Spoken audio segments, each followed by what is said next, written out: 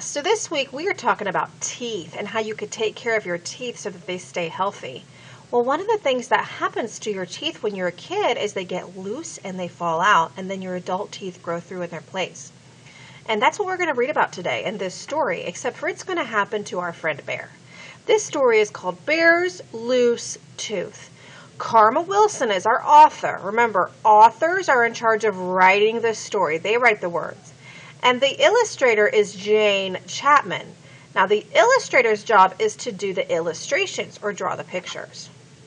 Bear's Loose Tooth.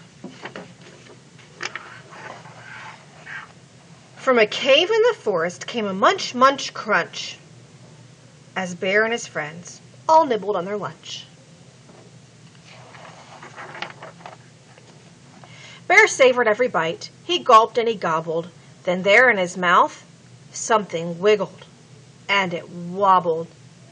As Bear nibbled food, something moved when he chewed. It was Bear's loose tooth.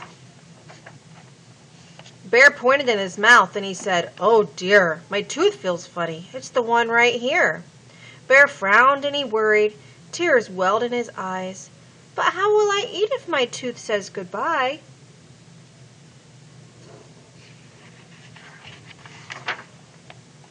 Hare said, "Open wide," and then he looked inside and saw Bear's loose tooth. Mouse squeaked, "Don't fret, don't fuss, look, see, a new tooth will grow where the old used to be." "We'll help," said Wren. "I know what to do.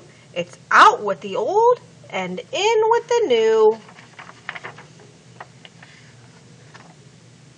When perched on Bear's lip, and he got a good grip on Bear's loose tooth. Wren pulled on the tooth with all of his might. "Is it out?" asked Bear, but it stayed stuck tight.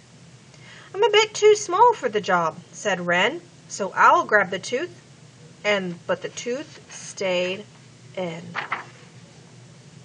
Badger said, "I'll try," and he gave a big pry on Bear's loose tooth. They all took a turn, but the tooth wouldn't budge. Then Bear used his tongue, and he gave a little nudge. His tooth wiggled to and fro. Then what do you know?